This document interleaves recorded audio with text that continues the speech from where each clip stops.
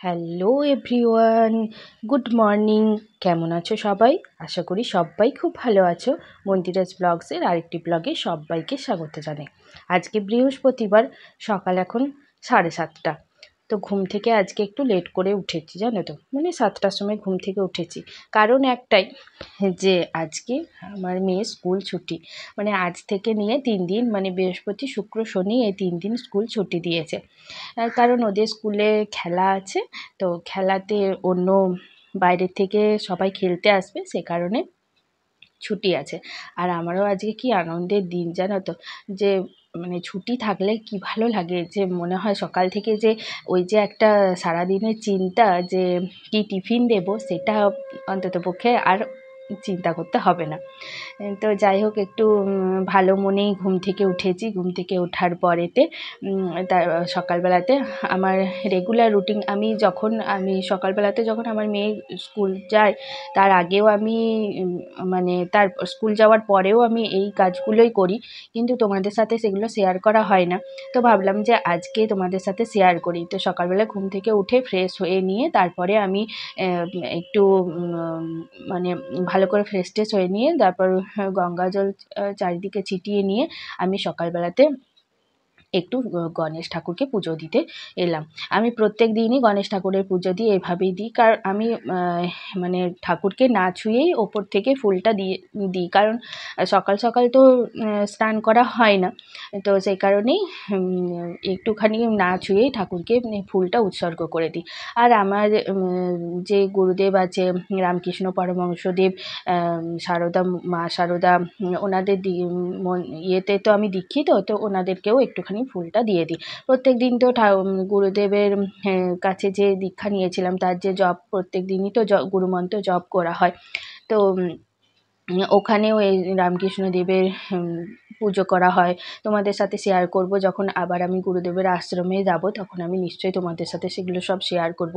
তো প্রত্যেক দিনের এই রুটিন, আমি গণেশ ঠাকুরকে একটু পুজোটা দিয়ে দিলাম, পুজো করে নিলাম, আর সঙ্গে সব ঠাকুরকেই একটু ফুলটা দিয়ে দিলাম সকালবেলাতে। দেন আমি এবার ফুল দেওয়া হয়ে গেছে, এবার আমি বাইরে বেরোবো।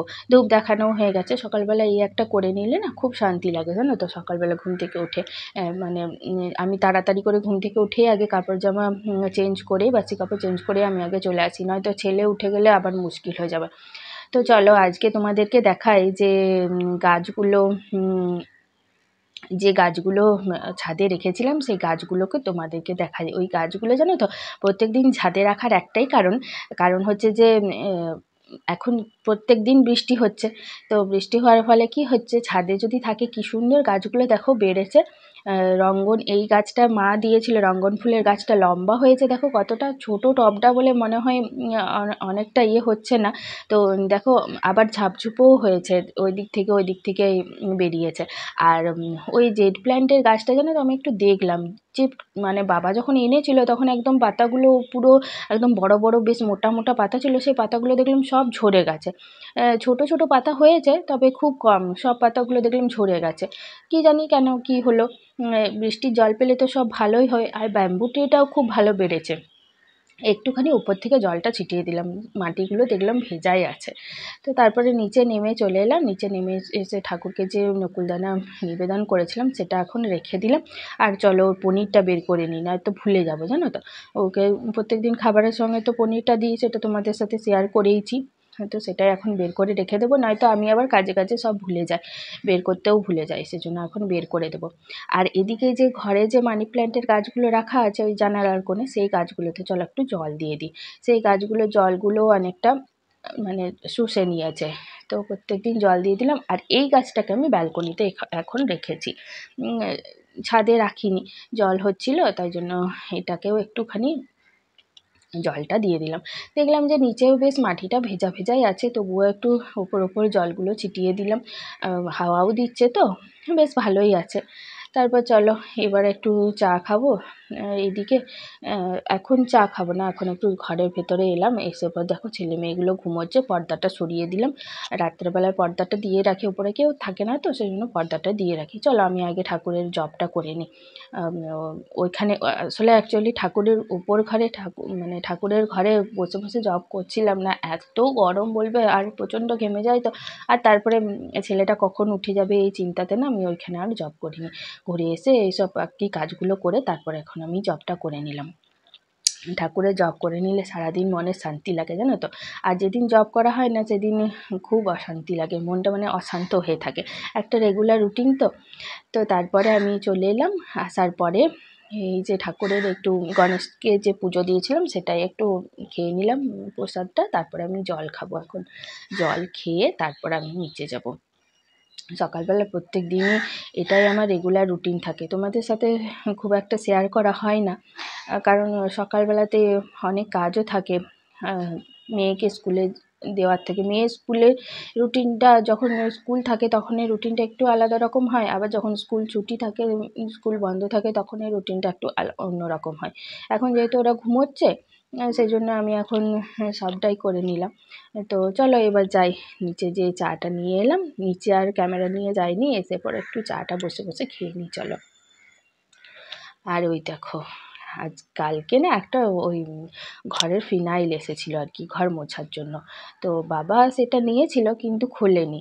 তো আমি ভাবলাম যে আমি খুলে দিই আর তোমাদের সাথে শেয়ার করা হয়ে যাবে। আর ছেলেও উঠে গেছে, সেই ক্লিপটা আমি তোমাদের সাথে পরে শেয়ার করছি। তো আগে ভাবলাম যে চলো আগে একটু খুলে নিই। এই সমস্ত কাজ আমার কমপ্লিট হয়ে গেছে, আজকে ছেলে একটু তাড়াতাড়ি ঘুম থেকে উঠে গেছে জানো তো। তো যাই হোক উল্টো দিকে খোলা হয়ে গেছে। তো দাঁড়াও একটু সোজাভাবে বের করে নিই, দিয়ে আমি তোমাদেরকে দেখাচ্ছি। এ দেখো এই যে গোলাপের মানে এই ইয়েটা ফিনাইলটা কিনেছি না 5 লিটারের, এটা কিনে নিই জানো তো। আমি এখন এই 2-3 বার এইরকমভাবেই কিনছি, 2-3 বার এই ফিনাইলটাই কিনছি। এই ফিনাইলটা খুব সুন্দর, ফ্লোর ক্লিনার, মানে এত সুন্দর না যে আমাদের কাজে দিদি আছে সেই দিদিও বলছিল, প্রথমবার যখন কিনেছিলাম তখন সেই দিদি বলছিল যে এইটাই কিনবে, এইটা খুব সুন্দর। যে উঠে পড়েছে, এখন ছেলে উঠে পড়েছে, এবার ছেলেকে ব্রাশ করানোর আছে। আর এই যে বিছানা এরকম অবস্থা আছে, এখনও তোলা হয়নি, তো এবারে একটু তুলবো। আর এদিকে বেটুও উঠে গেছে ঘুম থেকে। গুড মর্নিং বলে দাও, গুড মর্নিং বলে দাও, হাই করে দাও তো, হাই। তো চলো এখন ওকে ব্রাশটা করিয়ে নিই, তারপর আবার ওকে খাওয়ানোর আছে।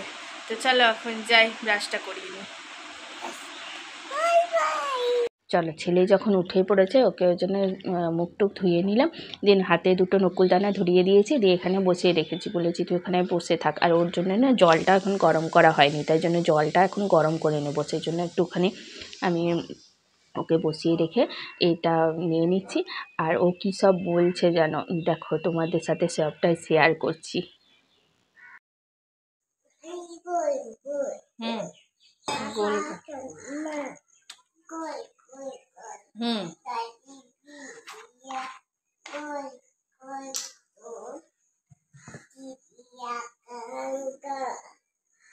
दिदिया की कंगन गोल गोल गोल, हम भी गोल तुम भी गोल, सारी दुनिया गोल मटोल।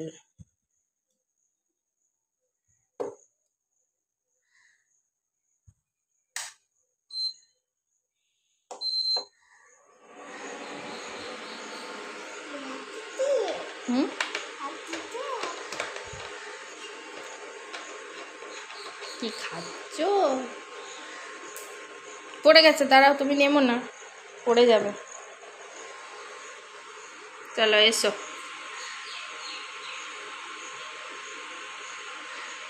অনেক কিছুই বললো, দিয়ে আমি এলাম, বিছানাটা একটু গুছিয়ে নিলাম, বিছানাটা গুছিয়ে নিয়ে ওকে খাওয়া দাওয়ানো কমপ্লিট করে নিয়েছি। ওর কাজটা তো আগে করতেই হবে, দেন তারপর এখানে জানো তো আজকে রোদ দিয়েছে, সকালে ঘুম থেকে উঠেই দেখলাম যে রোদ দিয়েছে। তার জন্য না এই কাপড় জামাগুলো আমি এখন তুলে নিচ্ছি, তুলে নিয়ে মানে ভেতরে দড়িতে রাখা থাকে তো সেই দড়িতে তুলে নিলাম, তুলে নিয়ে পর তারপরে বাইরে একটু ব্যালকনিতে দিয়ে আসবো, ছাদে আর দেবো না, কারণ ছাদে দিলেই তোমার প্রচণ্ড আবার কখন বৃষ্টি চলে আসবে তার তো ঠিক নেই, তো তুলতে পারবো না, সেই জন্য ব্যালকনিতেই এখন এগুলো এখন মেলে দিচ্ছি। তো যাই হোক, চলো ব্লগটা তাহলে এখানেই আজকের মতো শেষ করছি। আমার ব্লগ যদি তোমাদের ভালো লেগে থাকে অবশ্যই করে একটা লাইক করে দিও, শেয়ার করো আর কমেন্ট করে অবশ্যই জানিও যে আমার ব্লগ তোমাদের কেমন লাগছে। আর চ্যানেলটি যারা নতুন বন্ধুরা আছো তারা প্লিজ আমার চ্যানেলটাকে সাবস্ক্রাইব করে দিও, পাশে থাকা বেল আইকন অবশ্যই করে ক্লিক করে রেখো যাতে নোটিফিকেশান তোমাদের কাছে পৌঁছে যায়। আর আমার এই ভিডিও যারা ফেসবুকে দেখছো তারা প্লিজ আমার ফেসবুক পেজটাকে ফলো করে দাও। তো চলো আজকের মতো এখানেই শেষ করলাম, দেখা হচ্ছে তোমাদের সাথে খুব তাড়াতাড়ি নতুন একটা ভিডিও নিয়ে। ততক্ষণের জন্য তোমরা ভালো থেকো, সুস্থ থেকো আর পরিবারের সকলকে ভালো রেখো। আর হ্যাঁ, ব্লগটা কেমন লাগলো অবশ্যই করে কমেন্ট কিন্তু জানিও আমাকে। চলো আজকের মতো এই পর্যন্ত, টাটা সবাইকে, সবাই ভালো থেকো।